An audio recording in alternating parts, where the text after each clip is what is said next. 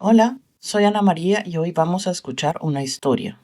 Después haremos algunas preguntas de comprensión y aprenderemos nuevo vocabulario. Hay un hueso, se llama Carlos. Carlos tiene un amigo. El amigo es un perro. El perro se llama Charlie. Hay un problema. Charlie tiene hambre y Carlos tiene miedo. Pero llega otro perro, más grande y con mucha hambre. Quiere comer a Carlos.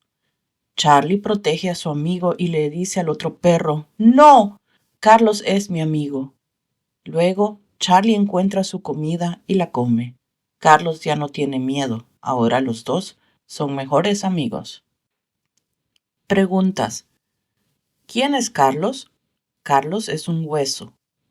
¿Cómo se llama el perro? El perro se llama Charlie. ¿Carlos y Charlie son amigos? Sí, son amigos. Vocabulario. Hueso. Carlos es un hueso. Los perros comen huesos. Perro. Charlie es un perro. El perro tiene hambre. Amigo. Carlos y Charlie son amigos. Un amigo es alguien especial.